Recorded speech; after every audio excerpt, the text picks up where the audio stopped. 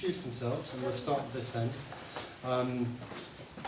Not give us an extensive biography, but just tell us what it is they do, who they represent, and then we will begin the meeting. I ought to start off by telling you all, if you didn't know who I am, my name is Cyprian Edmonds. I'm the chairman for the Highpath Community Association. I've lived on the estate for 17 years and have known two of these gentlemen for a little while. So, Austin, please. My name's Austin Reed. My job title is that I'm Group Director of Integration in the Clarion Housing Group. And my job, my new job, is to oversee the integration of Circle and Affinity Sutton.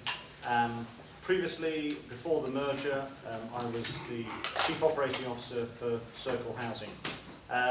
I've worked in social housing for, well, at least 10 years, probably more like 30 years.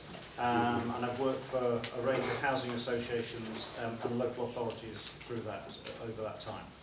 So, very nice to see everyone, and talk to you later. Thank you.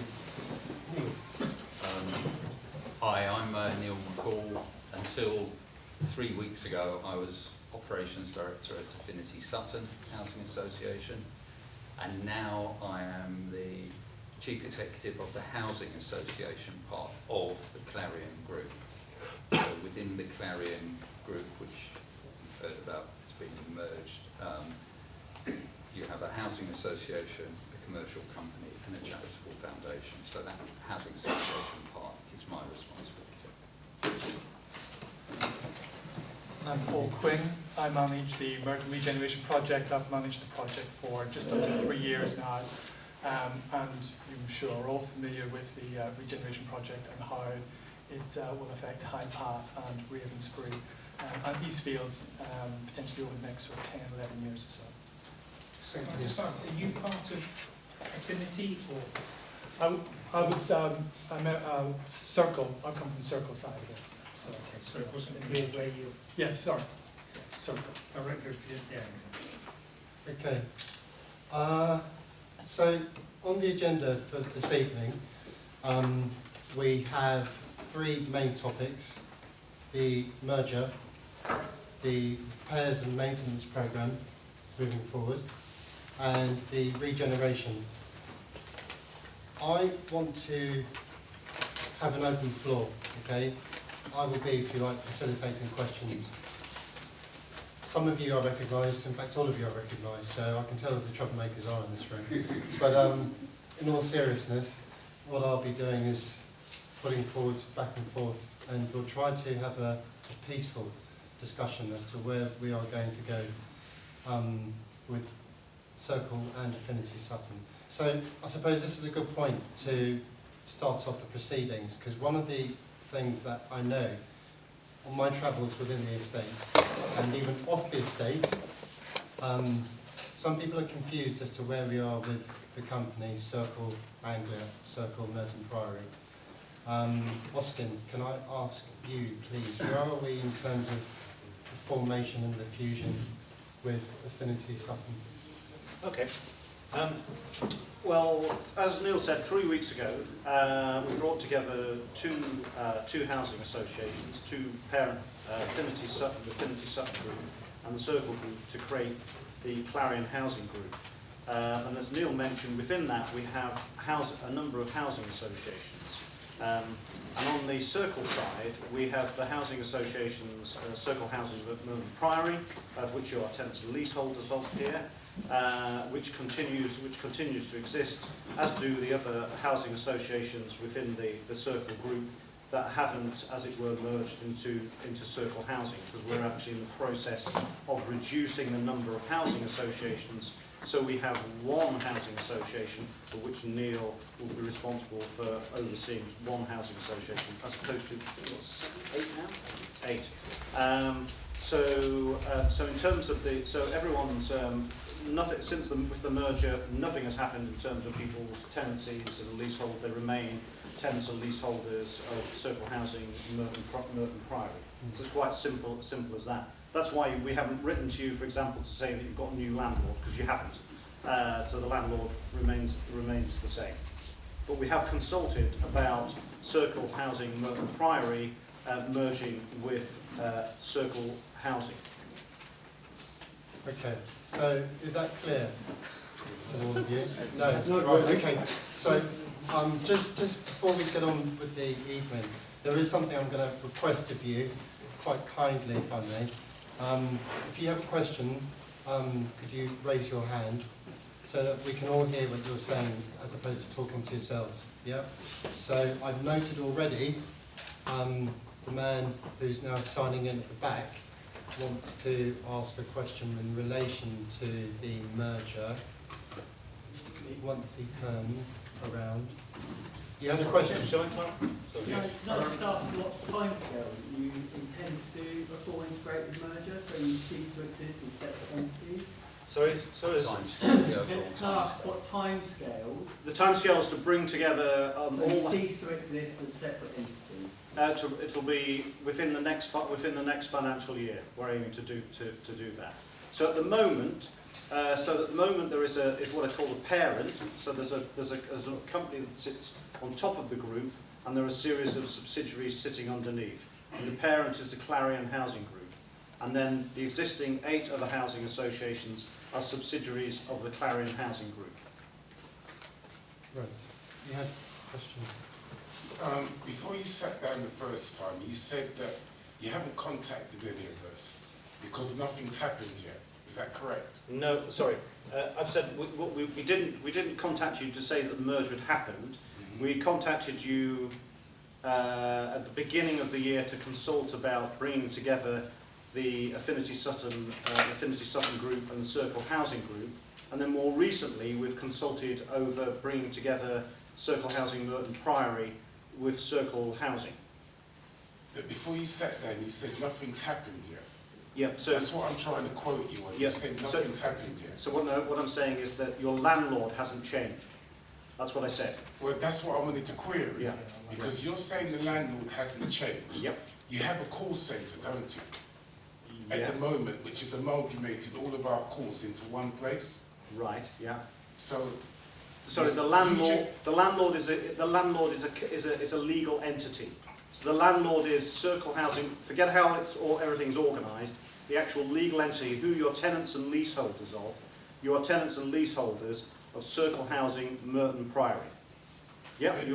But then you're double speaking, because I asked you.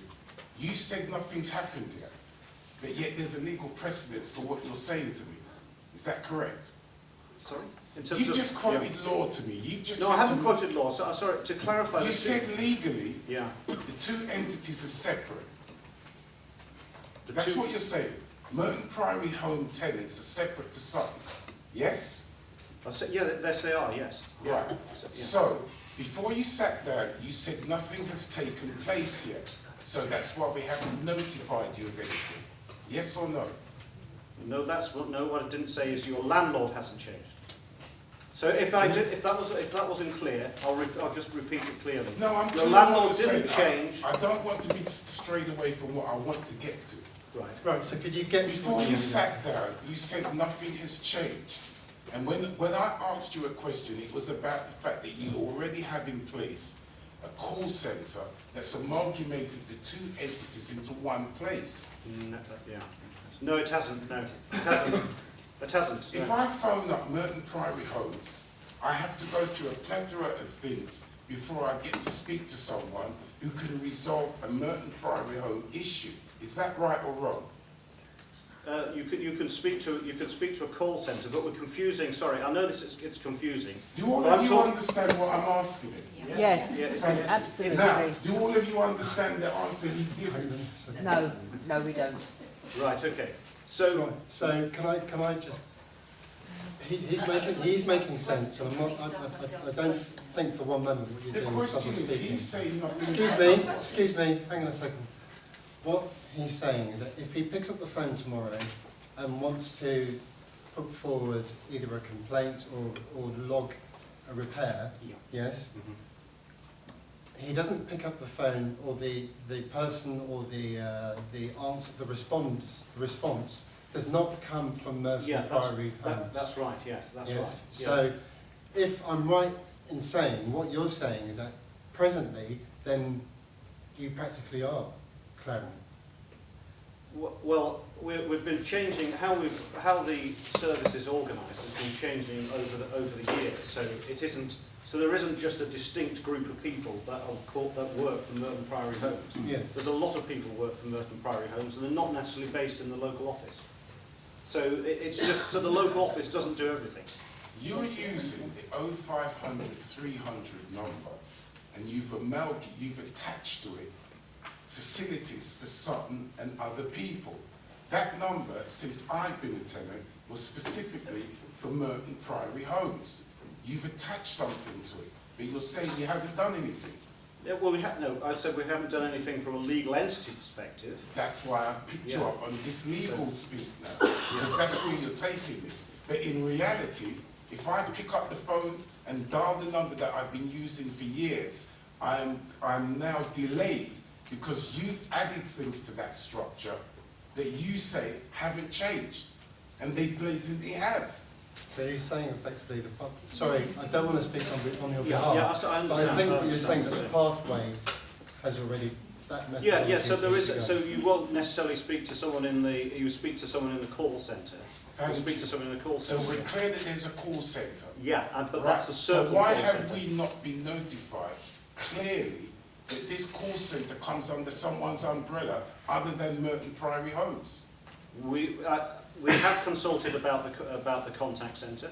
So people, but it's part of the service of Merton Priory Homes. It shares that with other housing associations in what was the Circle Group, and now in the Clarion Group. Within Clarion, Affinity Sutton Homes has its own contact centre. But So we're not sharing. But they're using the Merton Priory number that we have. Merton Priory Homes had the 0800 500 whatever it is. Yeah. We've had that number for years. Yeah. And you've So attached we're using it so that we don't give a new number. It makes it much easier. No, what it does, it simulates nothing changing. But that in itself is a major change. Yeah. There's a telecommunications change in that you synced two different entities into one entity under one number that was originally there for one group of people, and you've attached another group of people to it, and you're saying that you haven't changed anything. Yeah, And we you have clearly changed the way that we have changed the way that we've organised the service in Merton Priory Homes, and we've been changing the way we've been doing that now for a number of years. So there are different ways that the way that the service has been organised. So on some things we've been consulted, and on other things we haven't, but you're just going on through, basically. Okay. Yeah. All right, I'm going to move Yeah. on, Michael, because you've had quite a bit of time. Yes. Just on the subject of the call centre, when did you open the call centre or commission the call centre? We first started transfer calls in July. Right, so that was something that happened before the merger was announced. That's right. Yeah, it's completely. Before the ballot of residents. Sorry. Before the ballot of residents to say, are you happy with this merger? No, actually, it was after, because it wasn't a ballot, but we consulted in January, February about bringing together Circle Housing and Affinity Sutton. Right. Do you have, just off that, so coming off that question, do you have the responses for that? What was the feedback from that consultation? We consulted 125,000 tenants, and we had actually quite a limited amount of interest. I can't remember the precise numbers. Was it 1%, 10%? I don't think it was. It wasn't even. I don't think it was 1%. It was very low turnout. Right. How many people here got consultation papers? No. Oh.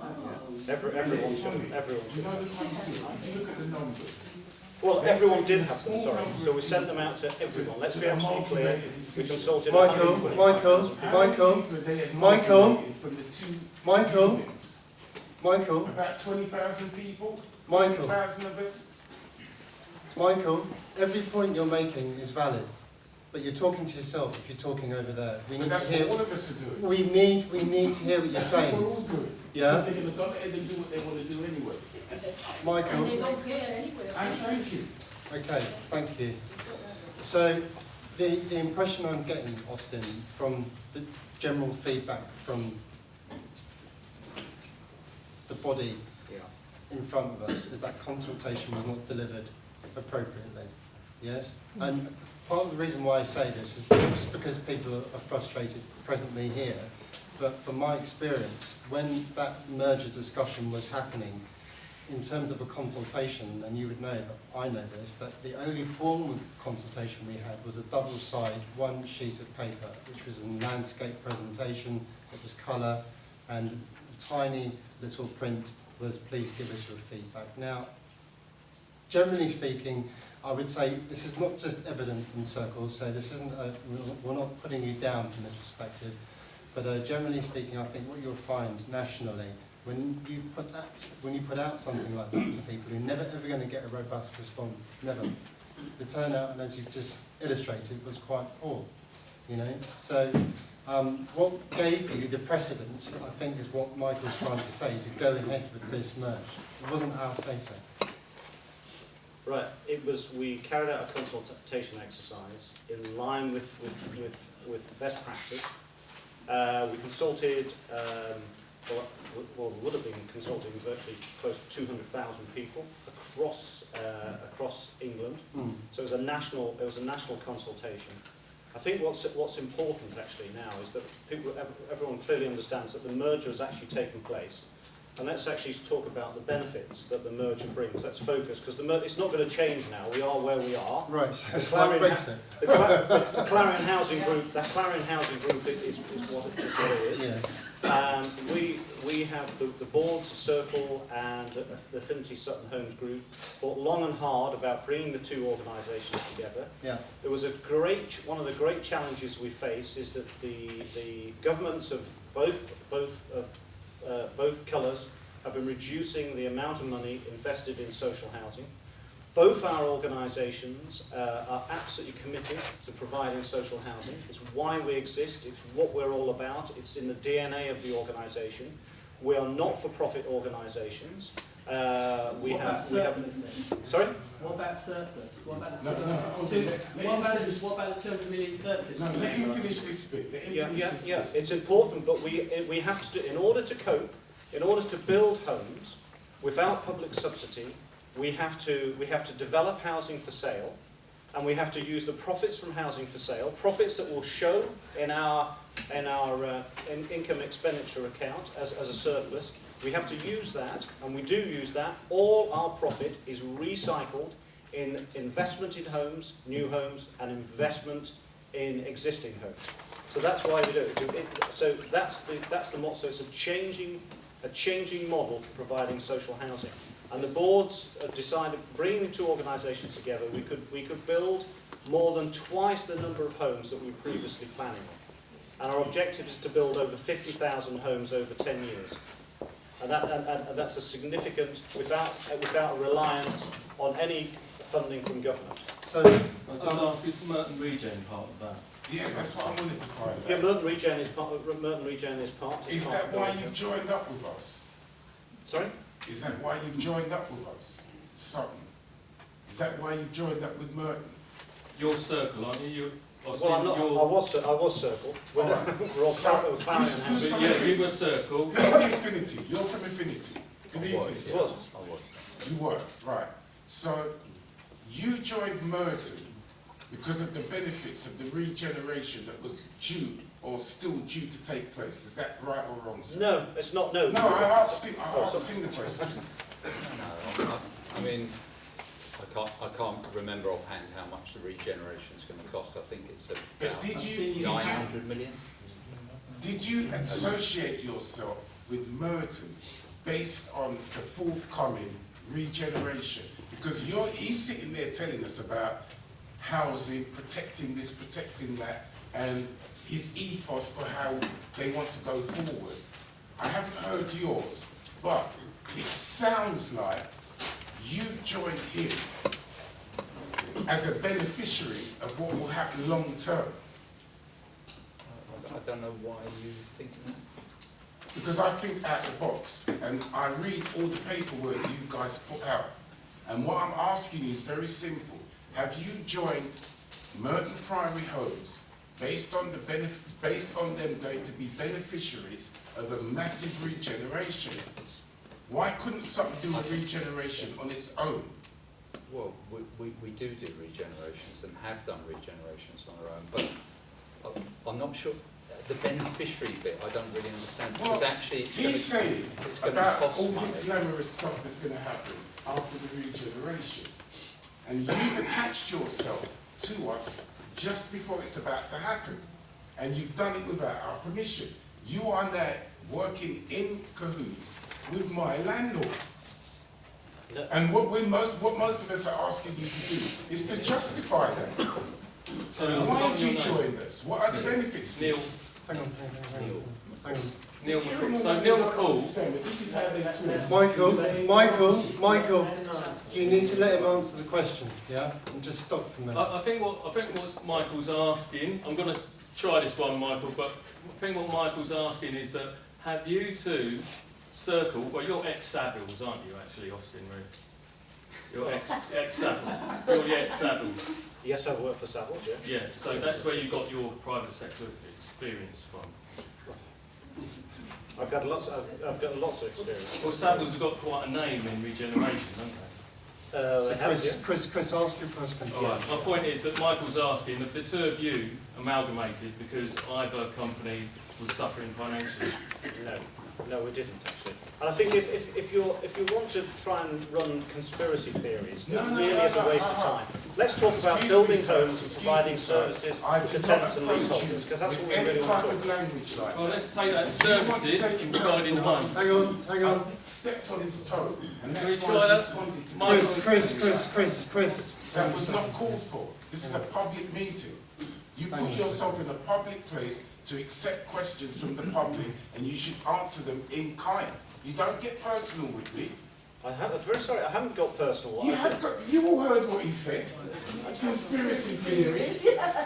Everything I've said to you, sir, you can go on the internet and take it down and read it. That's why I'm asking you these things. I'm asking you questions and things that you say Okay, you let me are just either clarify. responsible for, or that's your ethos. That was the word you used a moment ago. We have both organisations share an ethos, so both housing associations, both not-for-profit, charitable-based housing associations, committed to building more homes for people in housing need. And that is the fundamental reason why the two organisations came together. As I explained, because together, in a different world, we can do more. And that's why we're doing it. And our ability, the financial strength that we have, gives us the ability to support and see through Merton regeneration and other regeneration schemes. It's a hugely important thing for our board and for us personally to see that delivered and to see it delivered successfully. Okay, so that said, from a personal level, for residents, whether you're a freeholder, leaseholder, or social tenant, how will merging make it any better for us? Well, if we're talking about in terms of the regeneration, we've got greater financial capacity to deliver it, as Paul already mentioned. But that was already Yes, already but even so, partitioned, wasn't it? it was partitioned, but even so, it means that we can do more of it, because there aren't just there are other estates right across England that we need to invest in, so we can do more of it. That's important, because even within Circle, the regeneration of the Merton regeneration scheme was to take a significant amount of capacity. But where's the choice for residents? Because 71% of residents in Ravensbury were against it. So where's their choice? Again, sorry? Regeneration. Oh, because that's not the case. That's the council's survey. Your survey, your own commission survey, came up with a different result. Fair enough, you want to quote your own commission survey. You don't. Fair enough. I'm quoting the council's independent survey. You're putting the council survey around the estate plan, which he knows. You know that they asked the question, are you in favour of regeneration? You know for a fact 71% are against it. Well, so what choice do residents have? Sorry, can I respond? Yes, Chris, let him respond. Clearly we did, as you know, and many people here took part in it, we did an extensive survey about a year and a half ago now, when we produced the residence offer and when we produced the first version of the master plan. And many people took part in that survey. And that survey confirmed that at that point, a year and a half ago, when we were first showing the offer, that a majority of people who responded were in favour of regeneration. And that included homeowners as well on Highpath and Eastfields. Now, those figures are all published, they're all on the website, the questions asked are all up there, and the responses are all up there. It's all entirely in the so there's no question at all. Are you discussing your own commission survey? We're discussing the survey that was independently commissioned, we are. That we attended, residents associations attended, and we were unhappy with the way you conducted yourself, and we're unhappy with the fact that the independent body were getting paid by your good selves. Of course, So survey wasn't done independent. for free. The survey had to be paid for. I remember those meetings well, and I know you were unhappy with aspects of it. Not just me, a lot of people were unhappy with it. Yeah, let him answer. You'll also be aware that we modified the questionnaire to include questions that you and other members of residents associations asked. And you changed the questions at the end. Okay. You changed the questions at the end, Paul. You can't just sort of give certain, platitudes to me, when in fact, you change the questions. Chris, you need to let him finish. Yeah, you'll have an opportunity to come back. I Just let him think the finish. problem Let him is finish. No, that let Paul him finish. Quinn twists the truth, and Let that's him been finish. well known for it. Can I just say, we're coming back to our object. We've got two Austin, objectives. please, Yeah. just let Paul finish what he was saying, please. Sure. So the survey details are all online. They're all available. The results are very clear. There was a clear majority of people who responded in favour of progressing regeneration. On the basis of that, we have moved regeneration forward. But have you published the entire responses? You've published the results, but you're not responsive. The consultation has continued through the last 18 months, and some of you will have attended the more recent events. You We lack had 4 events transparency, Paul. here on Highpath just in recent weeks. You lack transparency. Well, we disagree. That's not the A same lot of thing people disagree at all. with you, Paul. That's the problem. Can I 71% just ask? of you Can residents. I just ask? Johnson, yeah. You're saying the majority of those who responded, what was the turnout rate? What was... It was 53% across the 3 states. Okay, John Kelly. Sorry, excuse me. So I'm John Kelly from Centre No, for that's Independent Living, and we've got a lot of concern that disabled people's voice, as well as residents equally, aren't heard. We know that many surveys and consultations are inaccessible to disabled people. So I'd like to know what, in addition, you're doing to ensure that you are listening to the voice of disabled people, and you're ensuring that consultations are being participated by disabled people, and you're monitoring that. Can you just give some examples of what you're doing to ensure that? Is this in relation to regeneration? Or more generally? Broadly speaking about engagement and consultation, it's whatever the survey or the consultation is, it's really important that you're listening to the views of disabled people as equals amongst residents, and we're really concerned that a lot of methods aren't accessible and additional steps aren't being taken to ensure that residents who are disabled people aren't being listened to. Sure. Okay. Well, if I speak in relation to regeneration consultation, and again, many of you here will have attended our events, you will know we hold them in local venues. You'll know we hold them daytime and evening and weekends to encourage accessibility. You'll know that we do door knocking as well as telephone responses, that we run events where there are information on display that includes the architects as well as Circle staff, that there are, we have attendees from people with disabilities, that it's in the homes that we're proposing, at least 10% will be fully accessible. Now currently, on the Eastfields estate, for example, there is 1 fully accessible property. I think on Highpath there's potentially 1, maybe 2. So we're talking about a significant increase in the number of accessible properties. And all homes are designed out to lifetime standards, every one of them. So, obviously there's still relatively early stages of design, but in terms of making sure that we get an offer that's right for disabled people, that we run events that are accessible to disabled people, I don't think we can shy away from that. It's absolutely critically important. But I think that reflects what we've been doing to date. I don't think it's inaccurate to say we have attempted to include people of all sorts of issues and all sorts of expectations at all our events. Okay, thank you, Paul. Julie. Sorry, this is a question for Austin. Could you speak up so everybody in the back can Sorry, hear you? this is a question for Austin. What other external procedures or processes that did Affinity Sutton have to go through as a new landlord in the Merton borough? Well, Affinity Sutton isn't a new landlord in the Merton borough. So Circle Housing Merton Priory still the landlord within the landlord in the borough. So it still remains your landlord. In terms of how we come together when we merge the two groups, the boards have to obviously agree. We have to meet the regulator. There's certain rules that we have to achieve with the regulator. We then have to get the consent of our funders, and then we have to register the merger with the Financial Conduct Authority. Okay. The reason that I ask is I actually did a customer review on Affinity Sutton, and it's slightly alarming when I've read reviews which say appalling service in every department. Affinity Sutton are useless. We've been waiting for them to address some of our housing issues for 7 years. Disgusting. Soccer watch cooker is connected to loose wires.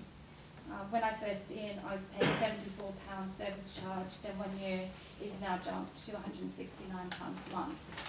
So my concern is we're just about to go and develop this, where you're taking 624 homes from your current portfolio. You're now turning that into 1,600 homes. So how are you going to manage that? And that we're not going to be like 5 years down the line and having the same issues that we're now facing with Circle Housing. Well, that's sort of two questions. One about service, and then there's the thing in terms of how we're going to approach Colin, I'm regeneration. going to come to you. I mean, it's not great PR work. I mean, I just Googled that this afternoon. I mean, because I didn't know about your company. No. I mean, to be honest, all large organisations who do lots of transactions would unfortunately have some customers who aren't happy, and we don't want any, but we're doing 500 repairs a day, and some of those won't work. The thing that we try and emphasise. Over 2 years. You've got repairs outstanding over 2 years. Your repair service is appalling.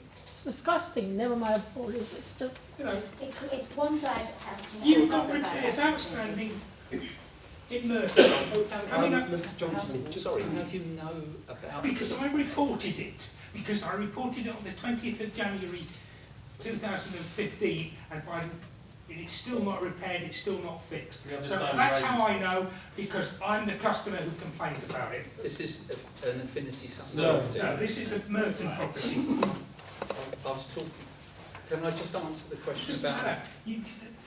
Well, it does matter because you're asking the wrong. It does You're quite- asking the wrong Okay, person. Well, I'll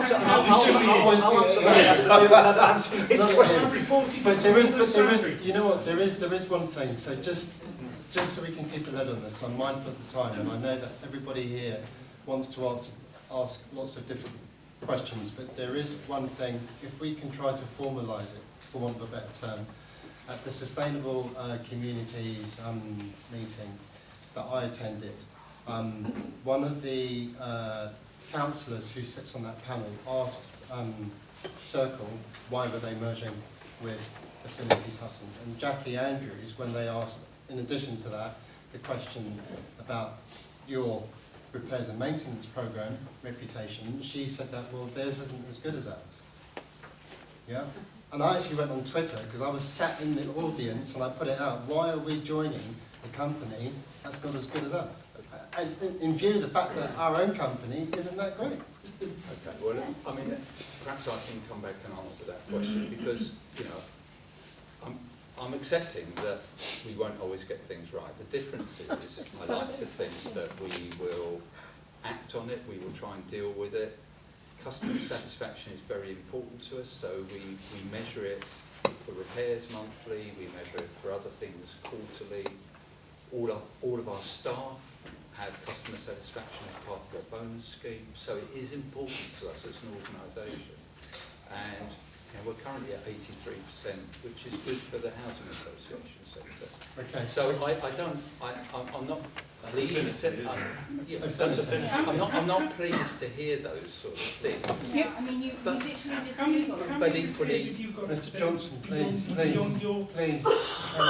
I'm not pleased to hear about those things, but equally there will be good stories as well.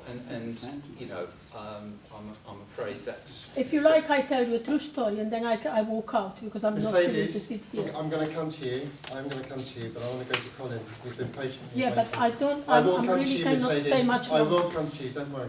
I'm really up to here. I know, Colin. So you say you've joined because it gives you a better financial ability to go forward, build more houses. One reason, yeah. Right. So why are you going around the city trying to attract investors, investment parties and meetings, and also why have you started taking out loans on or mortgages or whatever you call it on the properties that you currently own? And why would you be interested in building houses all the time when really you should be fixing all your existing stock first and then moving on to building? The thing they never do. So there's a few questions there. The first of all, Michael. Why aren't you fixing what's outstanding? Michael. Yeah, excuse me. Michael. Yeah. Nobody can hear what he's saying. We've got to get a balance between the two. We've got to get a balance between investing in our housing. Now, don't forget, for now, the vast majority of people are actually living with private landlords. They are paying market rents. They're getting a terrible service, and our aim is to far outstrip those organisations. And we all, not only that, but we also provide security of tenure. So very, very important. So why do we need to raise money? Because we need to raise money to build those. You said you had enough money. That's why I'm saying. You said you had enough money between the two of them. That's why Yes, but it's about our ability to borrow money, because that's part of the model. Our ability to borrow money is important to finance our development, and then we repay that money back out of our income. So it's a pretty standard model. But part of that's for private tenants, isn't it? Sorry? Highpath Regen is all about private tenancy. It's not renting. No, it's not. That's what you planned, wasn't No, it? it's Or not. you said you'd be a private renter. What's the sector of Circle that's private for private renting? Well, we've got some private rented, but principally. What's the name of the department? Well, it's It's got a brand name, isn't it? We've just reorganised. It was Centra, but we've just reorganised it. Hold However, on there. And it's not, as people will know, if you've been to the consultation events, will know that we're looking at a mix of social rented, private rented and private sale and Highpath. As it is now, it's a mix of those things as it is now. so unlike many of the regeneration schemes that are taking place across things, we are replacing all the social housing on a one-for-one basis. So this is really addressing the concerns. The big challenge we have is not only building new homes, but how we can constantly improve our stock. If you remember, it wasn't 15 years ago, a lot of people didn't have central heating. We've had a massive exercise to improve the heating. Everyone takes it for granted now, but it wasn't that long ago. I've been sadly around long enough to remember when lots of people didn't have central heating. If you're only doing it one-to-one, what do these residents care about new people moving in? Why don't you just repair their home? Because the homes have got to a position where they're as it were beyond repair. But that is what they said where I lived in Orchard Village, and it was £4 million was the figure banded around to get it up to the decent home standards, which was a situation that was been manipulated by the council and the housing association for years of not doing repairs. And now we've got an £80 million regeneration that's falling apart, that is major structural defects. Well, and this is, from I what think I to say know, this- this is a 5 times Yeah, to big. say Mr. Nicholas is falling apart is not the case. It's Really? it's the Well, hang on. let's- Colin, hang on. Yeah. Are you referring to his estate? Or? well, I was referring, yes, because it's just said about another estate. and Maybe it's you want to quite- ask your colleague next to you who came to the estate Yeah, yesterday. I absolutely know the thing we've got problems with. I absolutely know that we've got issues with the construction of one of the latest phases of it, Okay. and we're addressing that. And these things unfortunately happen. And we'll be making sure, I mean, that the contractor, for example, that was involved there, I don't think won't be involved in the regeneration here. But however, when any company that is in construction and building will have issues, and they're being addressed. Right, Jill, I want to come to Michael. Hang on a second, Jamie. Michael, I'm going to come to you, Jamie, in a second. Michael. So, Councillor Michael Bull, I'm a councillor in Merton. Just wondering, post-merger, how the voice of residents will be represented on the board. I gather that Affinity Sutton run local governance panels. However, I'm also aware that those governance panels are not part of the governance structure of the organisation. So how will Clarion make sure that the voice of residents is properly heard and that residents have a voice on the governance structure of the organisation? Okay. But, I mean, obviously, the first thing to say is there will be lots of ways in which we will seek to get resident views. And then specifically in terms of governance, there will be a community panel within Merton, specifically for Merton. There will also be a regional scrutiny panel. And then on the board of the Housing Association, there will be residents from across the areas that we work in. So there won't be any direct input. There's no board from Merton's housing associations. But residents from Merton will be entitled to apply for positions on the Housing Association board. So there will be tenant representation on or tenants on the Housing Association board representation. And they will be able to vote on decisions? Yep. And their vote will count towards the decision making of the board? So how are things being managed presently? Because you've dissolved the boards, haven't you? And the panels for the, well, maybe not so much for the local board, but for the panels. We haven't yet established the community panel in Merton. We're still talking to the council in terms of the terms of reference about that. And we haven't yet merged. But sorry, just to interrupt you there, but should the residents not be involved in those terms of reference as well? Well, in terms of because those terms of reference have involved the Circle Housing Merton Priory board, which includes residents on it. It includes residents, council nominees, independents, and they've been involved in shaping those terms of reference. Yeah, they have. Okay. I'd be interested to know who they are. Could you furnish me with their names at this point? Not now, but if I contact you, so we know who they are. I think yeah. Yeah. Okay. Michael. Could I refer back to what that gentleman from Independent Living was trying to raise? John Kelly, yes. Yeah. You two guys have merged. That's gone. That's done with, yeah? There's no going back on it. Right. You both have separate occupational therapist organisations. Is that correct? Affinity has its own OT. Merton Priory has its own OT. Affinity Sutton doesn't have any occupational therapists, I don't know about. So, disabled, I'm going to try and keep it small. So, disabled people under Affinity have no facilitator for their disabled needs. Well, we use the occupational therapists within the community. How do you mean within the community? Social services occupational therapists and other occupational therapists by other third-party organisations. You're now going to join an organisation that does have an OT, that has changed its rules and work closely with the landlord. You are now going to come in and be a beneficiary of that. No, I don't think so. And I think more and more, actually, within the Circle Group, we were moving to a position. Can you direct your answer to that gentleman? Because he is from an organisation that should quite possibly be sitting at that table. Yes.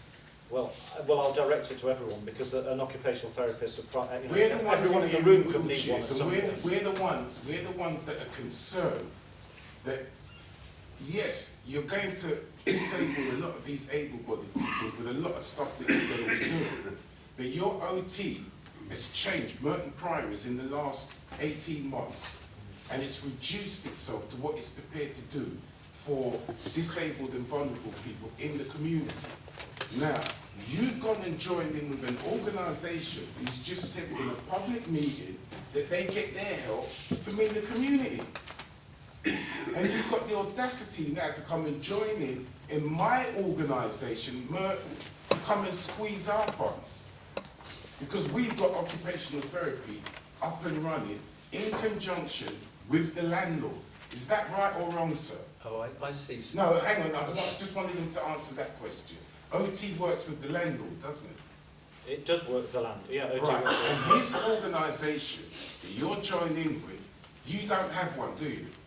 No, and I think your Thank you.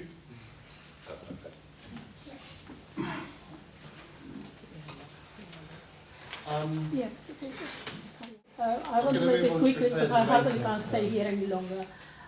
Yes, they have said that they do something for me much before Christmas last year. Okay? Now 6 weeks ago, Circle say that yes, they're going to put a shower for me because they gave me a bath that I couldn't put the chair in or have a wash.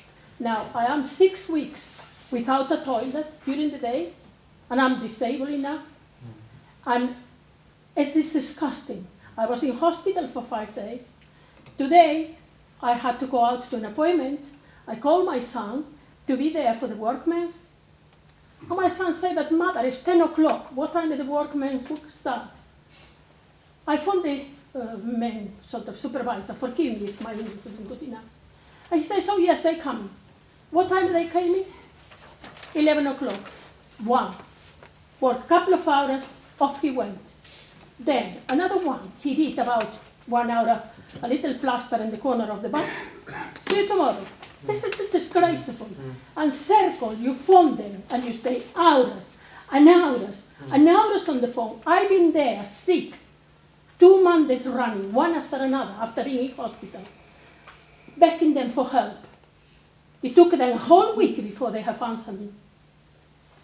I think I did the right thing because they were doing wrong work in my place, and I stopped the work after I get out of hospital. And now they start, but what's the point they start? When is it going to finish? I can't have a cup of tea without washing my cup. My place, you can come in to see it when you finish the meeting. It's disgrace. It's full of dust. It's full of cement. It's 6 weeks I'm living like this. So, Austin. And I got a balance problem, and I got so many problems with my health. And I'm 6 weeks living like a rat. I'm going to thank you, Mercedes. Not a solitary case at all. It's not. Not solitary case. Sorry? Other people have the same. You're not alone with what he's saying.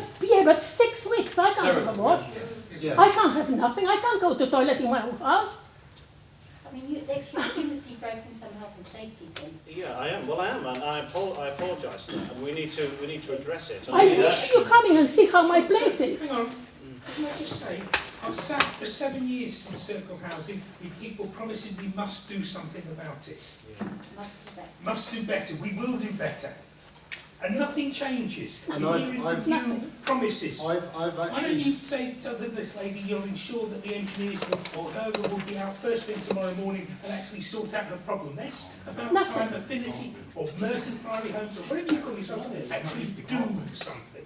And one day they are there 5 to 8, which you are still in bed. Next day they are there 8:30, and next day they come in popping and out. What is this?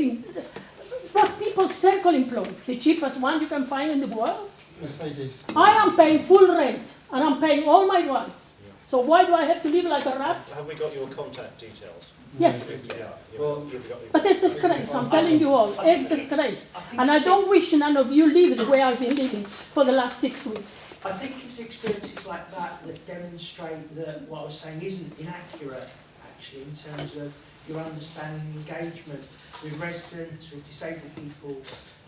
You know, there are real... I mean, we're an evidence-based organisation, and that story is not an unfamiliar story. It's not an isolated story. It's disgusting. There And are then I stories like told that them all I over put the it in the borough. newspapers. Then they say you're threatening us, then we don't do nothing for you. This is what they did to me, Circle.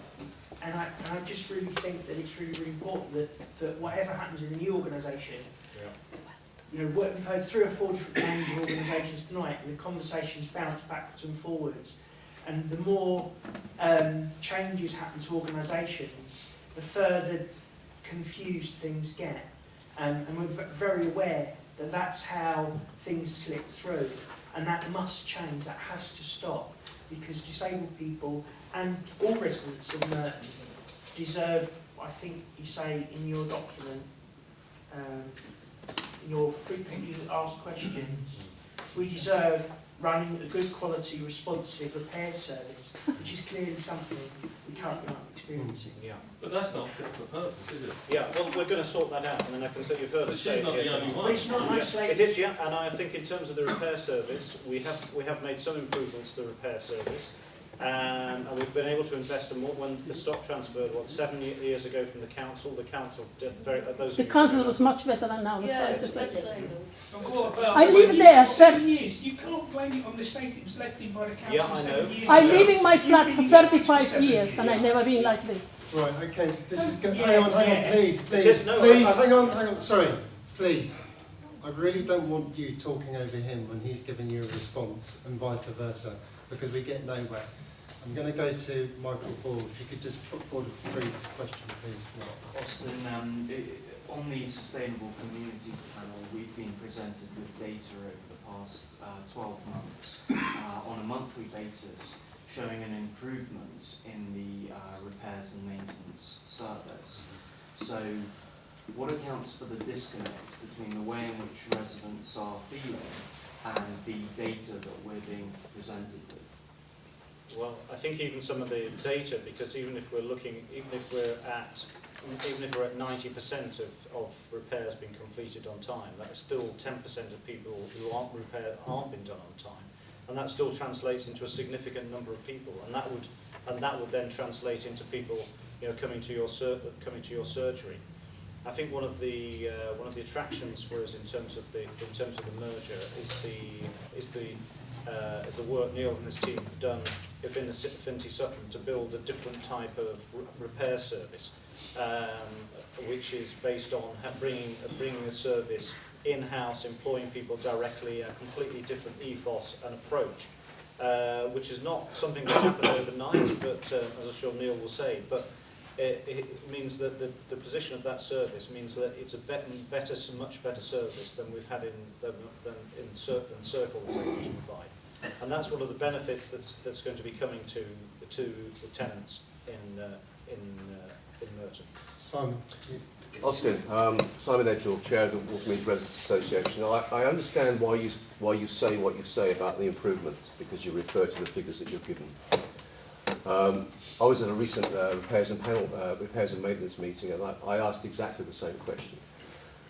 What it strips down to is actually that Circle is not checking that the job's being done. No. Hang on guys, they are relying on the contractor Keepmoat to report those works as having been completed. Yeah. Something like 1 or 2-3% of the work is actually inspected. They actually rely on the Residents Association on our estate to do that as well. Yeah. Keepmoat report work as having been completed when either it's not been done or it's been cobbled together. I can show some photographs at the end. I think they'll shock you. On top of that, basically the work is charged as soon as the order is generated. So unless the order is stopped because someone finds it that it's not been done or it's been botched, it's paid, which means it's added to service charges. On our estate, we've got picking up problems with guys with disability. There was a guy with a toilet in my block. We picked that up. He was told when he approached repairs, it would take 3 weeks. This guy couldn't use his toilet. Running water was keeping him awake all night. This, for me, is an emergency repair, ultimately, because we interceded. It was done within 24 hours. The issue, so essentially, satisfaction is not being measured because you're relying on the fact that Keepmoat are reporting the work as having been completed. You're also relying on statistics that show residents are happy with the work because you're not getting complaints. Well, actually, on most of your estates, residents are so pissed off and so jaded and frustrated, people have stopped reporting That's true. complaints. Yeah? Very true. In terms of how long it takes to get work done, a whole range of security issues on the Watermeads estate, which we've reported consistently, which the caretaker has reported consistently on at least 7 times on one particular job, which is 2 years old. He has now spoken to his line manager because he's so frustrated and jaded, and they've agreed amongst them that once we've raised a job number, they won't pursue it any longer because it's too frustrating and too time consuming. So what position does that leave the residents on this estate in? We are now in a position where we now are resorting to alternative avenues to have our complaints resolved. We are using the press, we're using councillors. At the moment we've got a Section 20 going through a tribunal. At the moment, Circle has forced its residents into that kind of position. And to compound the insult, check the service charge bills. In our block, and this is general on our estate at the moment, there are items that are shown as being serviced. I'm not talking about small items, I'm talking about a boiler that's been moved, asbestos that's been dealt with, rewiring that's been done around that boiler. Boiler doesn't exist. There are all sorts of items on that service charge bill that currently don't exist. When you couple that with the overcharging by keep mode, this is a very, very serious situation. And I'm not raising this to throw this at your door. The big issue here is you need to close the gap between you guys at the top, because I'm sure you're all men of integrity, good spirit and good meaning. You need to close the gap between yourselves and what's actually happening. Now, the way that I'm talking a lot, but just let me finish my last point. The way to resolve this is not these panels, is not these repairs and maintenance panels. They're a waste of time. It's an exercise that salves the image of the organisation, that makes people doing something. You need to get much, much nearer the ground. You need to see what's happening. You need to liaise with your residents' associations. In this new deal, you need to make sure that the key plank in terms of how you get the views of your residents comes from your residents' association and the members and the residents on the estate that are not connected with those. I don't know if you know of an organisation called the Merton Tenants Residents Federation, which is an overarching body for all residents' associations in the borough. You need to work with them as well. Screw these panels, get in the mud and hear it. Fix it from the bottom. Because at the moment, I think you've got great plans for the future, but what you're doing is you're sacrificing the stock and your relationship with your existing customers, and you're robbing them of a service and what they're paying in service charges to build your new empire. Get back, build your relationship with your residents, fix what you've already got. They should be sitting people when they have work done. Thank you. Thank you. That's really, really well said. I'm actually the admin person for 2 websites of miserable Merton Priory Homes residents. And I am overwhelmed.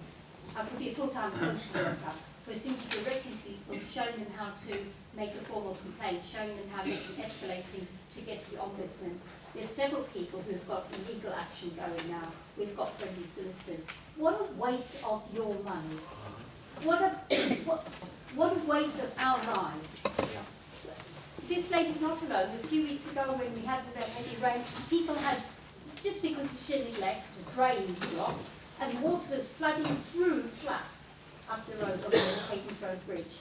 And there wasn't anyone from Circle over the whole weekend, and my advice was get an emergency plumber out and we'll fight the battle later. Okay, right, and you know what, you've just hit the nail right on the head. I'm going to come back to that. Do you want to respond? Well, I wanted to just say about, because it followed on from what I was saying about the approach that Affinity Sutton have done to their repair service, because in Circle we've had this, as it were, an adversarial approach, having external contractors, an adversarial approach. It depends on inspections. It's an incredibly bureaucratic way of going ahead. And we want to, and Neil and his team, they could see all this, and 3-4 years ago set about effectively addressing it and building an in-house contractor. We could cut down on the bureaucracy. You obviously knew the cost of things. You could build it on a different basis, and that, I'm sure, that's the sort of model and a direction of travel that we're going to go to address these issues. So, sorry, just thank you very much for that. That sounds very encouraging. What about the other part of what I'm saying here, that you need to build a relationship with your residents' association and your residents? Yes, we do, and we've, Neil is leading in terms of resident consultation and connecting with a lot more residents, and we've now got the benefit of the internet and other things to contact a variety of people. As chair of Ravensbury Residents Association, you don't. If you're trying to suggest that you will, fair enough. Yeah. But right now, I don't think you don't. I'm also vice chair of the Merton Tenants and Residents Federation, and from that point of view, you also do.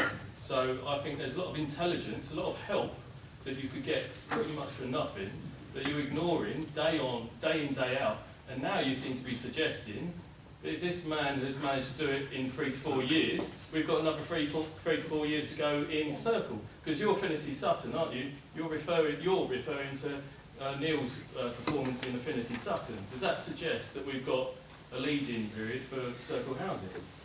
Would it be helpful if I said, because there's a number of points there. I mean, what Austin is referring to is the way in which we've tried to formulate these maintenance contracts, and Austin's quite right, the current arrangements are very adversarial and take lots and lots of manual intervention. And we make all a lot of money, and at the end of the day, it's everybody's rent. Well, we all know that when manual intervention happens, it's expensive, but also mistakes happen. And the approach that we have taken at Affinity Sutton is to move away from pricing individual jobs, which perhaps leads to incentives, unintentional incentives being created, to a price per property, so that the contractor responsible for doing the repair, it's in their interest to do that repair properly, because if it's not done properly, they then have to go back again at additional cost to themselves. So we've had that approach in place for about 12 years now, and then, as Austin said, quite recently we moved all of our maintenance service in-house because we wanted it closer to us, because it's the most common relationship you have with your residents, and it's what your reputation is based on. But it can work either way. It can work either with existing contractors, or it can work in-house. So did you, sorry, just a clarification, did you say that your satisfaction is something at 83%? I think you said that earlier. So after 12 years of running your system, it's only at 83%.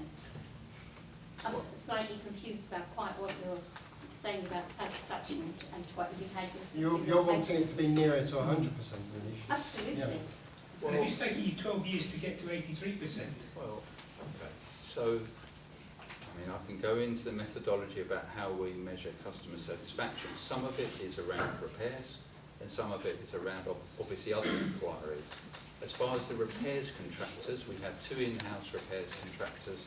One of those is 92%, the other one, which started up much later, is at 90%. So that's where our repairs contractor performance is. And obviously, So something else must be much better to bring your performance down to 83. I mean, you have lots of inquiries in organisations about antisocial behaviour, about the general environment. It seems to me, what I get a sense is that you're both as bad as one another, both pretty horrible. Mr. Latif, who's a councillor, walks around with us on a regular basis on estate inspections, and he is worn threadbare by the repetition, time Can we get the horse name? Can we get the word straight from the horse's mouth, Councillor Latif? Yes, I'm Councillor Latif of the Latif. I represent Community Ward, and quite a few residents who are tenants of Circle Homes, they have contacted me by telephone, by emails, and some of them have actually seen me at a one-to-one meeting showing their concerns about maintenance issue. Now, at this tonight's platform, all of you are here, we will be moving forward to a larger scale.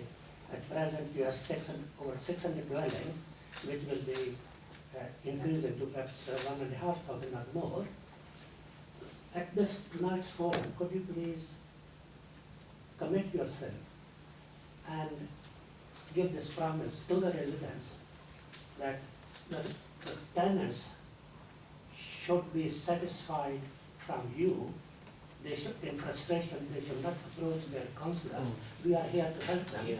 But they should be, once they complain to you, your in-house maintenance system, your in-house maintenance engineers and technicians should be efficient enough to do the job and do it completely to the satisfaction of the residents within a certain period. And within that certain period, the residents should not be frustrated and they should not approach the councillor, because we are here to help them out. But we should not be raising members' inquiries and approaching you on their behalf. It is your responsibility to help them out once they have lodged their complaint. Could you make this promise here that in the coming scenario, you will be satisfying the residents once they have lodged their complaint? Thank you. I mean, that's absolutely appropriate. Once you've got through the call centre, which has become more and more convoluted, where we started from, and get handed from pillar to post, and have to give your pedigree from the dot, and then the guy doesn't turn up to do the work again and again and again, where he comes and he starts the job and he goes home. And guess what? These guys are paying, and we ask for a breakdown on how much the job costs, how many times it can be 9 charged, weeks for and a they can't breakdown of the produce the service data. charge. And people can't provide that information. It ought to be stuff they get off the computer, blam, blam, blam, and send it out to me. I've got complaints where the clear of that case, or the resolution of that case, is being passed to another officer. Right, Colin. So you claim... You don't... Hang on, Colin. You claim that you want to repair relationships with the local housing associations, yet you're centralising repairs to call centres, making it more difficult for people to report repairs. You're closing local offices across London, so people who don't have access to telephones or don't have the patience to be on the phone for 45 minutes to report a call, or perhaps don't have access to the internet, are unable to report repairs. So that, you're not actually integrating yourself into the local housing association. What you're doing is you're distancing yourself from them. So that's my first point. The second point is also when you're talking about repairs, and repairs not being done, the unions are taking a ballot on strike action because they're so fed up with how you're treating their staff. So what are you doing? I mean, I judge an organisation how it treats their staff, because obviously a happy staff member reflects on how they reflect on their work to the residents. So what are you going to do to mitigate the fact that these unions are calling out strike action and improve that situation? Because there'll be no repairs done when that happens. So, who is that question aimed for? Well, first of all, I'm not aware. I know we're in discussions with the unions. I'm not aware they're going to go out and strike, and they threaten strike or whatever. But in terms of working for a housing association, I think if I went round and described the terms and conditions that people working in the housing association have, most people would agree they are of a high standard. We treat our staff well. We have to, because they're our major asset. And we've got a drive as a new organisation to increase the satisfaction of our staff working for our organisations. Overall, housing associations are good.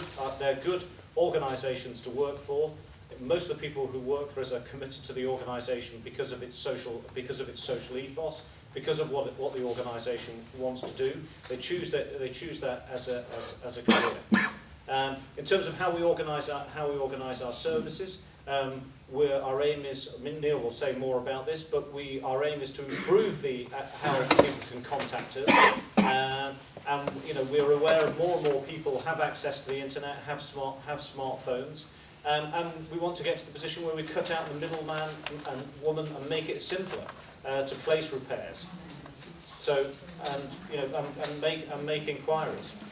I just want you guys to listen. I don't know how many of you are aware of this. There's a journal, a recognised journal, called Inside Housing. Yes?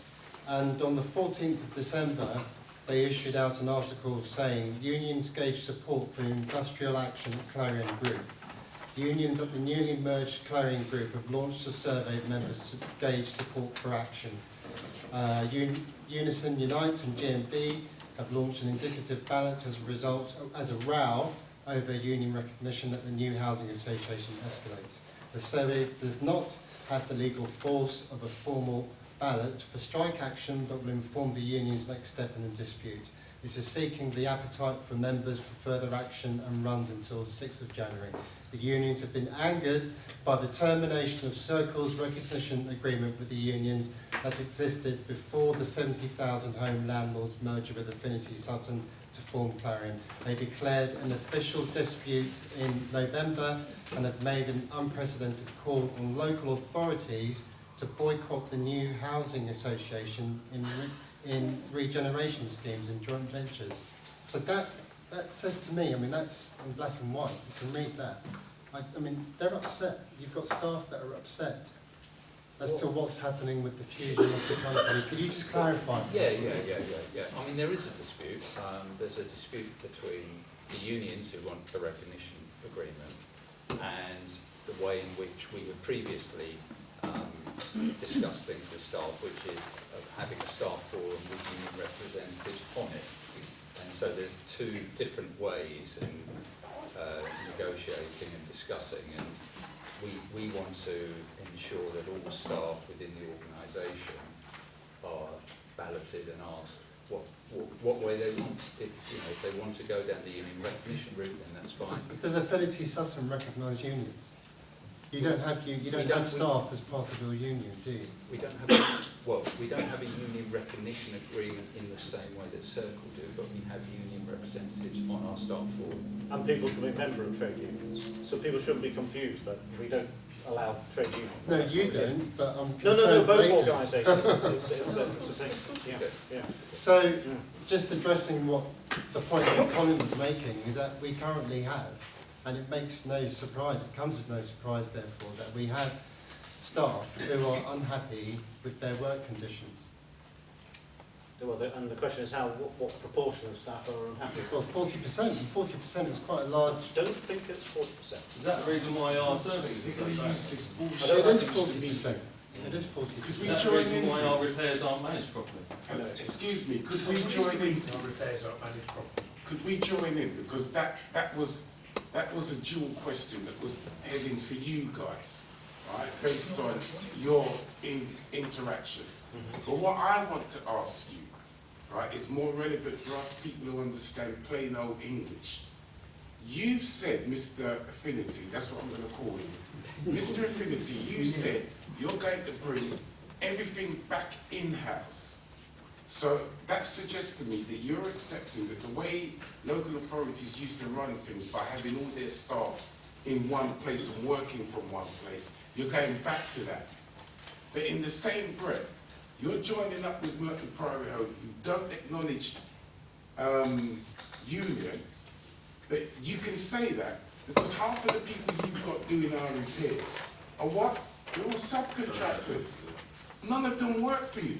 So you're quite right to be able to sit there and say, no, I don't think it's 40%. You haven't got, how many people work for Merton Priory Homes on a contract that isn't one of these new fandangled ones? How many people in your organisation, apart from the people in the hierarchy, middle management, and those who you can't get rid of because they've worked for over 30 years for you and are waiting for their redundancy payments? Those are the people that you're counting?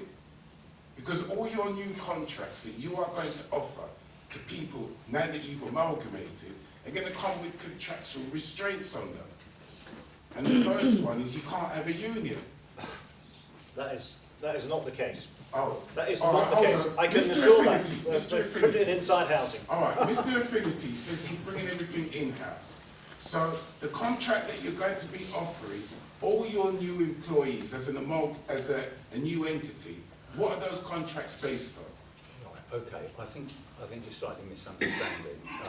So if I can help to clarify. What I was talking about was the way in which we'd approached maintenance, and I'd said that... That's what I'm dealing with. Our maintenance is being done by subcontractors, hence the poor standard of work and enthusiasm from the workers. And those are the people that this gentleman here and others are reflecting on when they say to you that people are unhappy.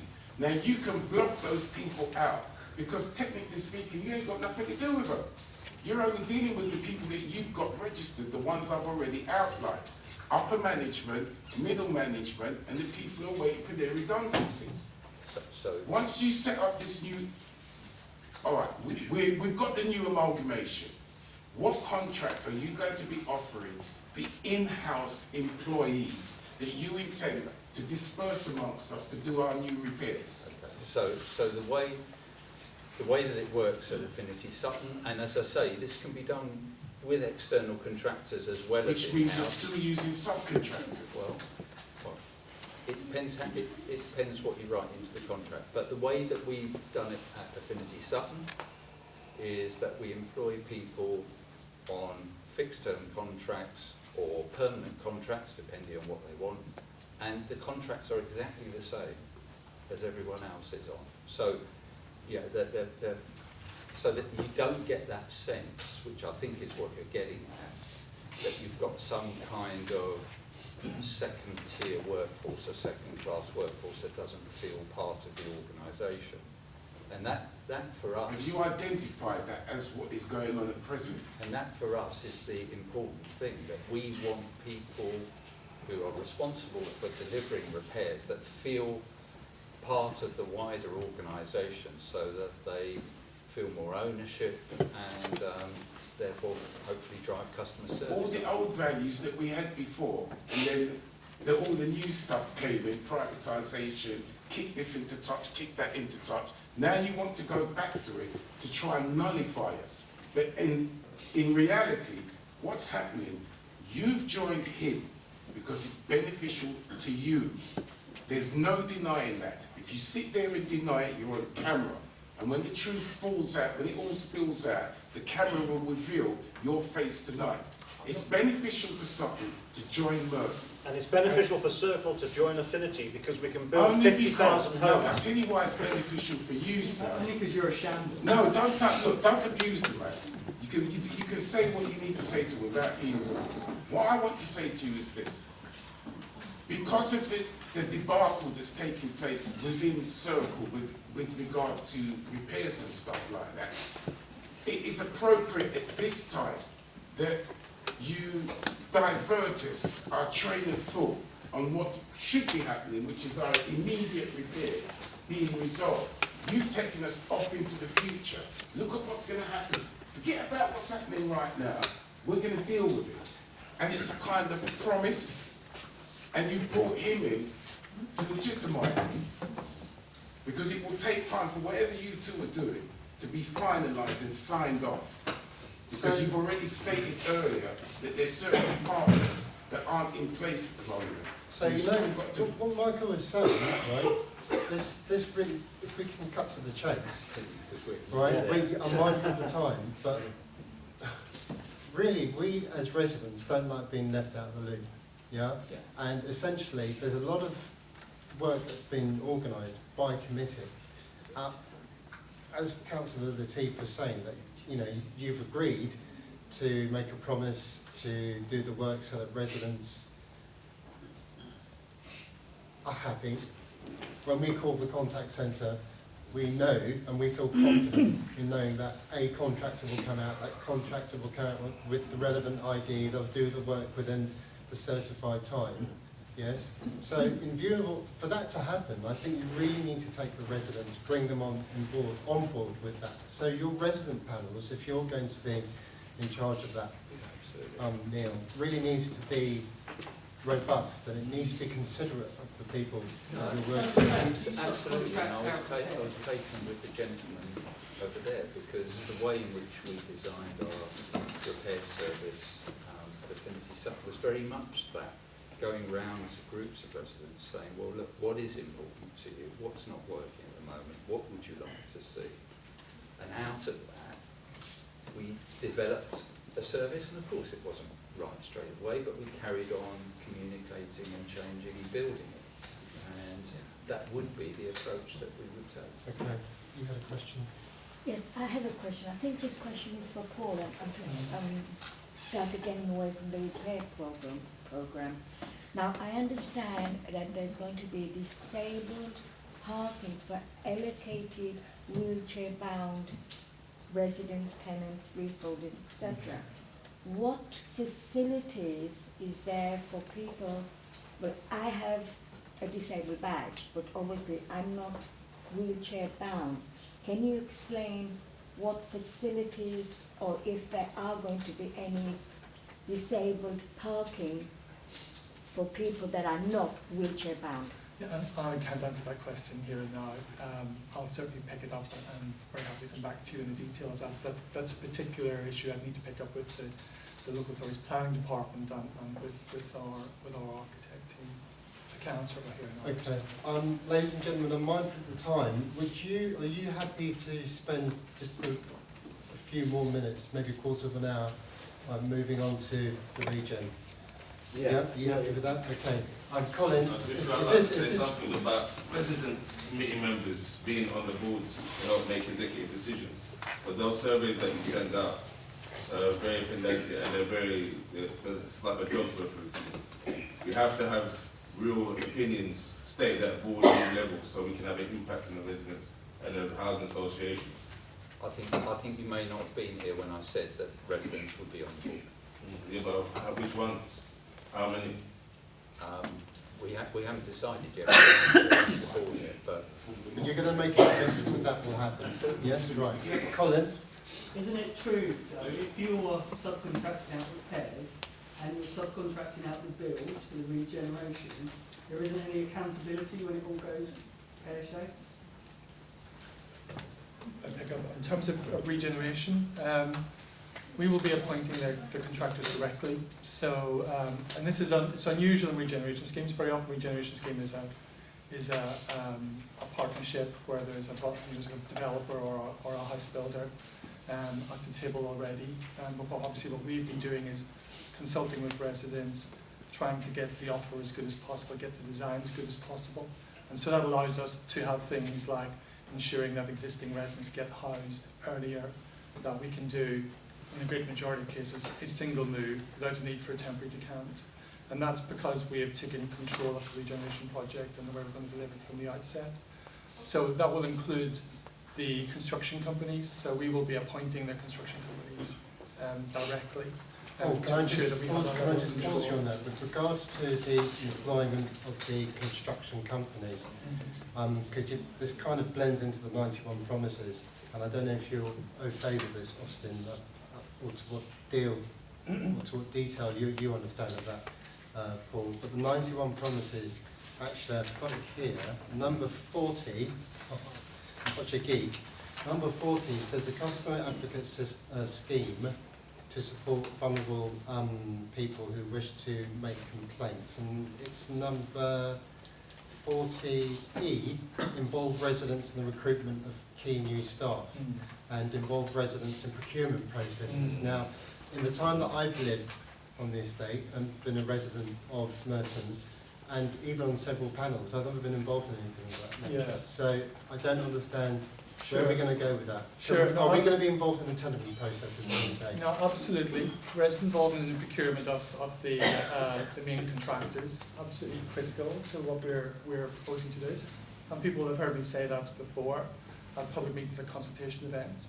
And it's not just around the construction contract. Obviously, there's potential to generate a lot of other jobs, a lot of other training opportunities, a lot of links to schools on the scale of a scheme of this size. So resident involvement in all aspects of the project, over and above just the construction, is absolutely critical to how we're proposing to do schools. But Ravensbury residents weren't happy with your design for the Ravensbury garages, were they? So I can't really put any faith in anything you say. Any promise you make seems vacuous, because give it time, it just evaporates and you say, oh no, I didn't say that. So, right now we're in a situation whereby you're going to compromise the mood of Ravensbury Park. You're going to divide the Ravensbury estate from Ravensbury Park. You're going to ruin the character but at every stage you've sought to ignore what the residents said. So you commissioned the architects, but I asked you for proper access to those architects during the consultation, and you said, no, you can only join us at the circus tents. I said, sorry, Paul, your word lacks integrity. Okay. And I say that from experience. A couple of points. The way you've represented the phase 1, the gallery site application on Ravensbury isn't what we're proposing to design. And in fact, when this scheme was in front of the local authority... Sorry, what do you mean? Well, I mean, that's not the way it's described. It's certainly not going to separate... You've put, okay, let's do this.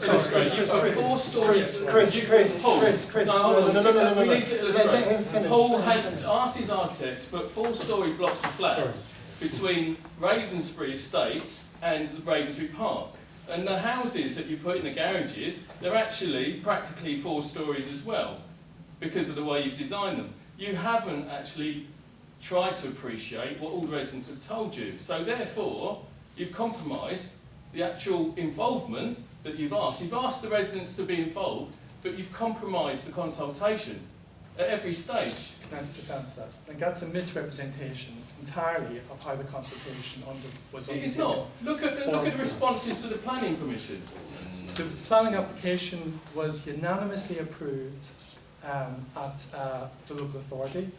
It went before the independent design review panel, where it got solid green lights, which basically is the highest level of support that can be achieved. You got 51 objections. You got 3 in again, favour. And that's not unusual to have objections. It is very unusual to have 51 against and 3 in favour. Unfortunately, it's a common feature of planning application. 51 against. The point is, the regen is supposed to be directed by the residents. If the residents aren't, But it's not directed by those who shout the loudest. It's about consulting. You have to. Right, Look, okay, Austin, but that's said. But that's said. Look, you're from Savills. Savills write the reports. Not from Savills. I'm from the Clarion Housing You've got private sector experience in Savills. Chris. So what he's illustrating is basically, or vocalising, is basically how I have felt as well.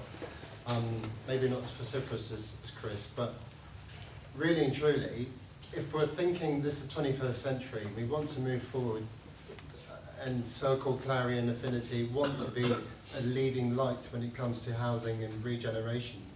Why can't we work on this together? The consultation process that we undertook around the regeneration scheme across the 3 estates was very extensive. We've had 12 events in the last 4 weeks, just in running up to the preparation of the latest round of planning applications. We've had consultation all through the summer. We carried out a major survey, as you know, last year. We produced the residents' offer, which was very well received and was reflective of what people had told us was important to them. There's no equivalent anywhere else in London. That's on the back of a scheme that's taking resident consultation very, very seriously, and the scheme reflects that. All projects reflect that. I don't think all you've the answered your design. questions. No, yeah. Paul, you Sorry, haven't what answered is my it? questions. Well, I think he was saying that we have involved people, but unfortunately, not everyone agrees with the conclusion. Unfortunately, Austin, a lot of people, the majority, are against. That's not the truth. If 54 people, I didn't like your comments about who shouts the loudest, because to make an objection to make a planning objection or a planning support, we have to write in. And you know about inertia and apathy, and it goes by. You know the very low polls that you get. You know the very small sample survey return that you get. So for 54 people to bother to write in and object, 51 of them didn't like what you were doing. That's a very significant objection. Sure. So please don't say it's about who shouts the loudest. It's people actually bothered to do it. Sure. That's quite a significant. But importantly, the expression. decision is not our decision. The decision is that of the council. The council ultimately looks at it. They looks at all the evidence before them in the case, and they come to their conclusion. In some cases, we don't get planning permission. We have to go back to the drawing board. But that's not full transparency, is it, Austin? You are partners in housing with Merton Council. Merton Council are the ones that actually own Ravensbury garages. They're the ones that write in and say, no, we don't want the community to have an asset of community value because it's going to derail the project. That was from a Freedom of Information request. That's from the guys at the top of Merton Council. So you write in, Savills, your ex-company, write in on behalf of Circle Housing. The reports are online. That's your old company, so I think you're very aware of the truth of the matter. Andrew. Just a very quick point on the consultation. You do a lot of consultation, you do a lot of events, particularly in the Elam Church. What I fail to understand is why you only advertise them on the day they're happening. Hang on, let me finish. The number of times I've had a woman come and drop a leaflet in my letterbox, or I've seen you tweet about it on the day it happened. You must plan those surely at least a week in advance. It's all right having a consultation, but if you're on holiday or you're working and you can't attend it, well, it's a meaningless consultation. Sure. Okay. You must be better organised than that, surely. Sure. And it's not on the day. We do take stuff out. Paul, I can show you evidence. No, that's fine. You may well have an incident where you've had stuff at short notice, but ordinarily we aim to have stuff out 3-4 days before. And it's not just one event, it's never just one event for that very reason. Because sometimes people can't make it at a time, can't make a day, there's always a second event. In the same week? And it's in the same week, of course.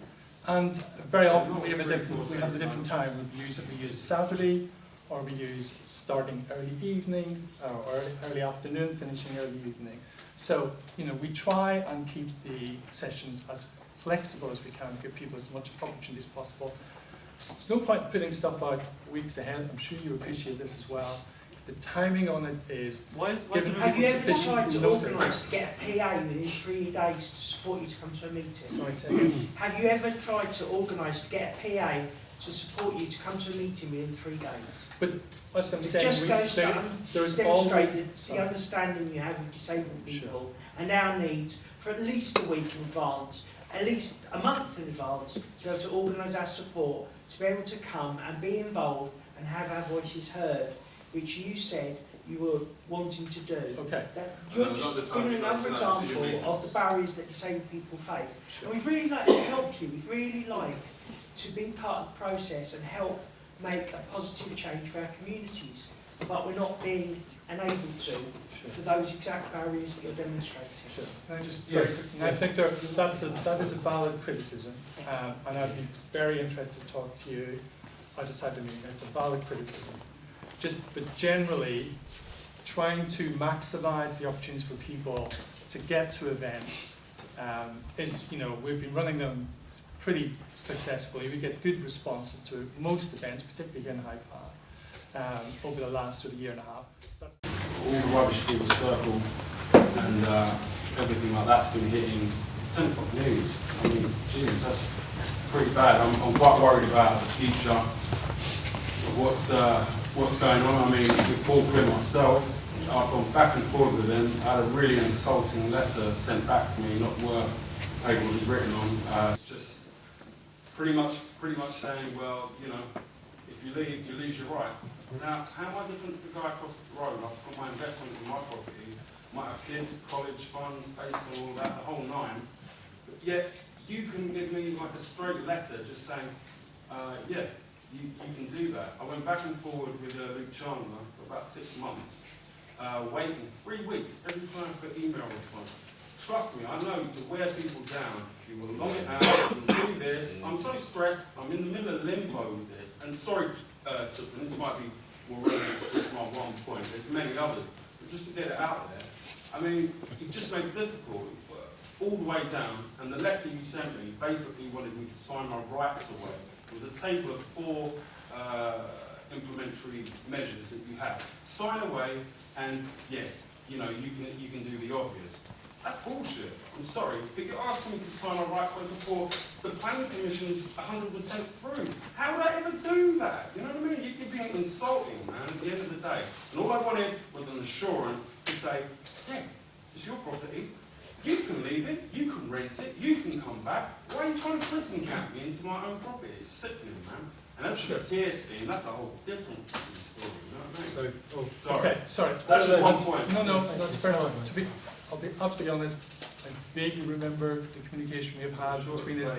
Very happy to stop behind and pick that up again with you. It doesn't sound like we have explained the options to you properly, because what you've described to me doesn't sound like what's on the So this is resident agreeing offer. with me that this is wrong. Sure, but I'm No. very happy to pick it up again. Absolutely no problem at all. Well, I'll you're stop. not doing it with me, insurance, you know what I mean? I don't want this to go into my No. little thing No, with you. That's just one side to show a side to things. As a leaseholder, or a freeholder, what kind of assurance do we have, given that the residence offer that we have will be adhered to? Because depending on the consultation that you turn up, it seems that some of the goalposts are always changed. So initially we got told by Donna Brown that we would have parking space available, underground parking for the first phase 1A. It turns out that now that those 66 residents who are in Marsh Court aren't going to be actually allocated any parking at all, and the only parking that will be available will be disabled parking. So effectively, even though I don't have an allocated parking space, I do have a parking permit currently. And now, as a leaseholder, you're actually taking away that resource from me. So what did you say with Community Sutton when you previously merged, that the promises the residents offer will be actually adhered to? Pick up. First of all, there's no reference to parking in the residence offer. I know, and I actually brought that up. But can I just explain why?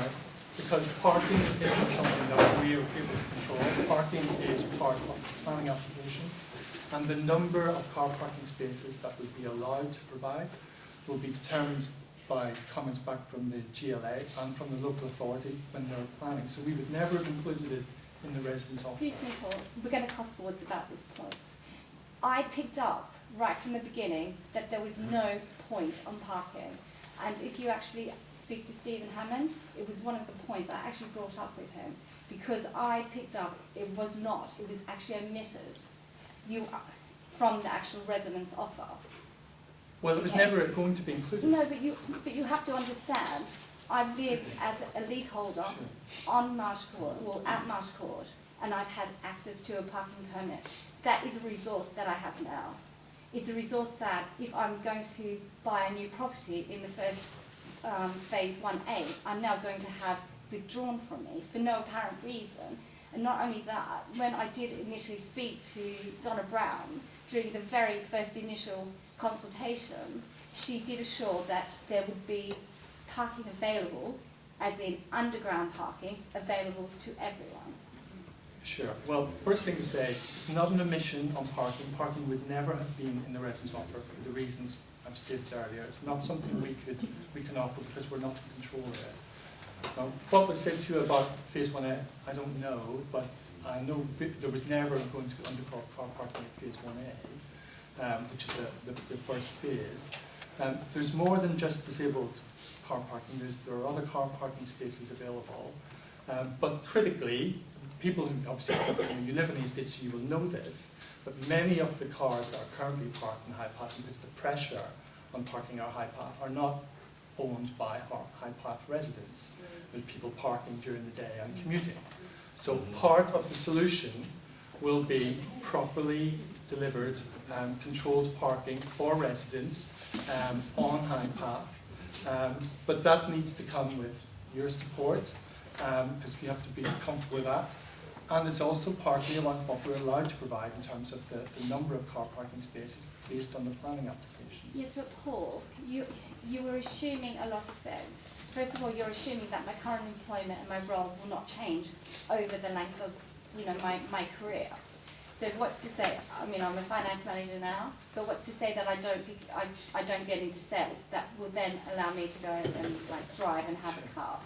So you're actually limiting, in essential, the kind of jobs that I can have, because you're incurring a cost on me if I then have to go and pay for that parking. What we're subject to residents being happy with this, we will pick up the cost of the CPZ and the car parking zone through the period when the regeneration has been done, so through the 11-12 year period of regeneration I'm talking about Highpath. It's the same arrangements we're proposing at Ravensbury, so that the parking that is on the estate is allocated to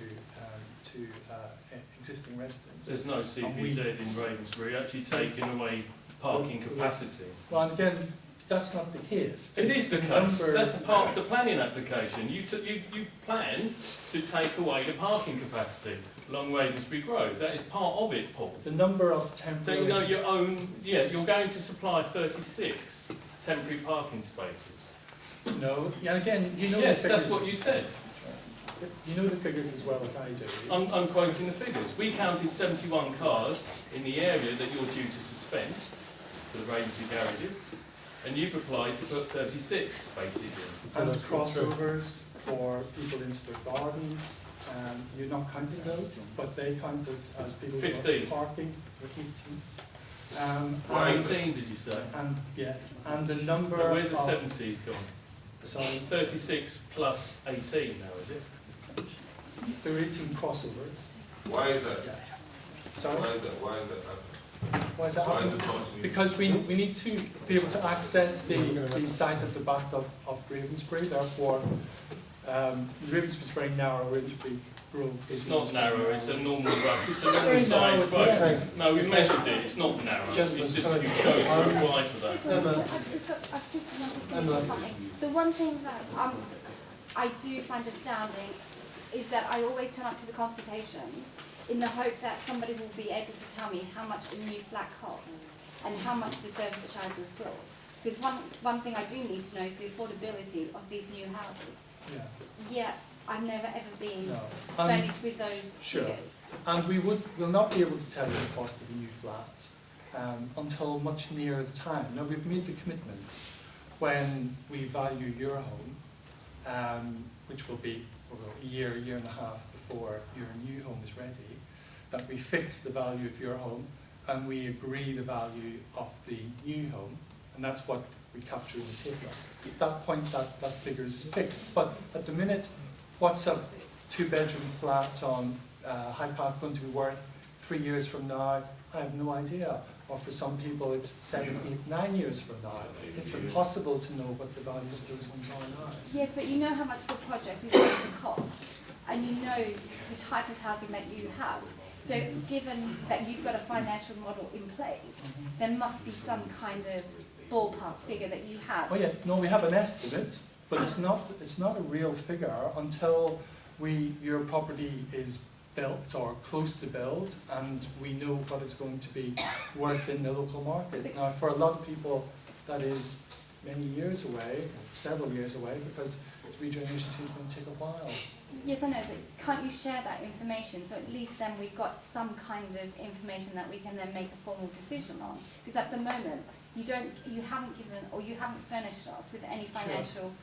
I understand what you're saying. You can't predict what a two-bedroom house is in 5 years' time. But surely to God, you have a business model, a financial model that is allowing you to finance this project. So based on those figures, what I'm asking is, can you not give us a ballpark figure? No, I'd be very reluctant to give anything that we would call a ballpark figure for something Why is that? For something as important as this. You know, we're talking about whatever figure. Is it commercial sensitivity? There's really no such thing as a ballpark figure, because once you throw out a figure, it fixes, people get fixed on it, and then they come to... Sorry, could you stop talking in the background, because we can't hear what you're saying. Yeah, but it's the talking that's confusing everything. You people will not listen. It's not, Michael, no, please, Michael, you're not chair of this, yeah, go on. I didn't say I was the chair. Go on, please, go on. I'm trying to get people who are asking questions. Yeah, but you're having a separate conversation, Michael, yeah? So you're missing the point They here. can't hear, what they want to hear is, how much are you going to offer them? He's just said he can't viably tell you that right now.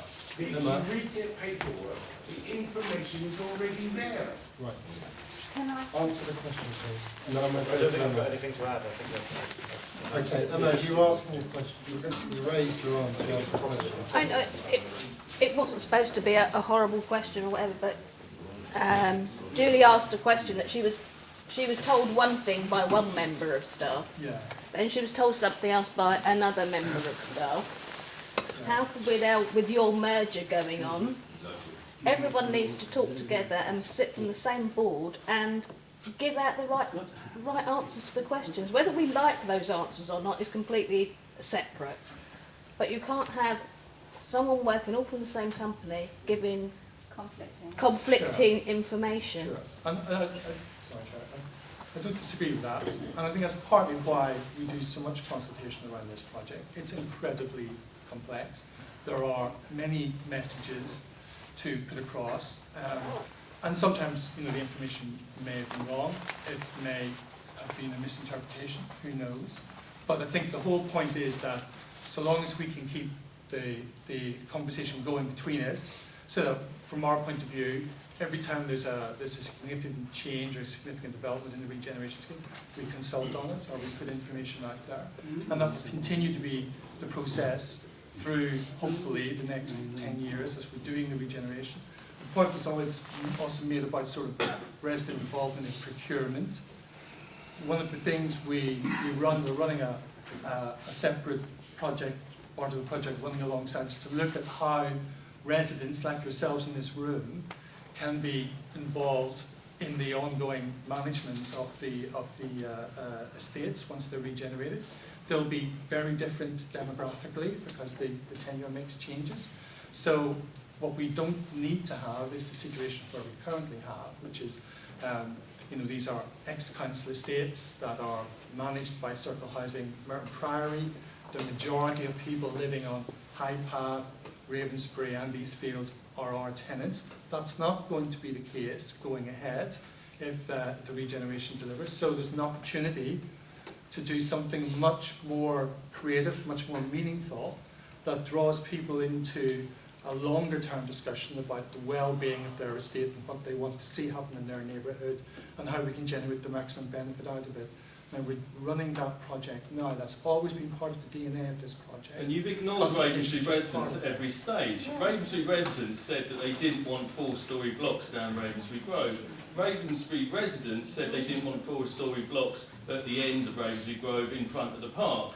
Ravensbury residents said they didn't want your block out the park, but you've ignored it. So therefore your word lacks value, doesn't it? Lacks integrity. I'm going to go to Jackie. Yes, I am very concerned about all these contradictions that are happening. Sorry, Paul, but I don't know what sort of fairyland you're living in, with all the green lights flashing from the 12th and there's no how many meetings. But we've given you the figures here and now. There are no green lights from us going. Sorry, the figures? You know, to give a concrete example, you say that many homes are beyond repair. I would like to understand why it is that Keepmo, speaking of subcontractors, are now rewiring all the empty properties around me, where people have been evacuated from the impending disaster, and they're rewiring that myself had a broken cable for 3 years. The only way I could get it fixed was to pay for it myself, calling an electrical engineer. I had paid for it, I had sent in the invoice. They said somebody came out to look at it, yeah, it's shot, it's gone. And off they went again from Keepmo. Sure. And that is the kind of problem that we're having. Sure. Same as in Ravensbury with gutters, isn't it? Your structural engineers said that the Orlit homes would be compromised structurally if you don't deal with any damp from leaking gutters. We ask you to fix leaking gutters and you leave it for years. But when somebody moves out or passes away, you're around there, like up a drain pipe, to fix it. So really, what's going on there? You're not valuing existing residents. Because if they make the Chair, house sorry, can I just... Yes. You are bringing professionals. Sorry, there are issues around Orlit homes, as Chris knows very well, that go far beyond guttering. Orlit homes have been on the defective housing register since 1984. The method of construction is defective. The actual houses are not defective. Your own structural engineers said that. And that isn't what that report said. That's what your structural engineers... I'm a structural engineer as well. I've done the training myself. Civil and structural. I've read the report. I know what it means. Sure. You're obviously wanting to read out from your PR booklet, but actually your own structural engineers agree. There's not sufficient chlorides in the joints. It's a precast frame. And you're not happy. I think that in the background you've been preventing proper maintenance on the regen properties. Is that what everybody else thinks? Yeah. Across London, you're already not maintaining the onset. So we can see it happening already. Yeah, that's not Paul. Paul, right, I think we ought to call time on this now because it's 9:30. Listen, ladies and gentlemen, thank you very much for coming. Would you gentlemen like to come back? Yeah, but they don't come back up with enough Cyprian. This is the first time I've seen the heads of the Housing Association out there. You know, the consultation meetings we've had. Before you go, come on. I'm asking a question. We have lots of tenants groups across the thing. We will see, and we want to engage with residents. Neil and I have got tenants all over England, lots of estates, lots of plans, and lots of people we want to speak. So you will come back. So yeah, when we but they probably won't be for a while. Yeah, that's and we're very much welcome to feedback. So you will come back. Yes. Yeah, we'll come back as an organisation. We want the Friday of public vlogging. Thank you very much. Listen. This is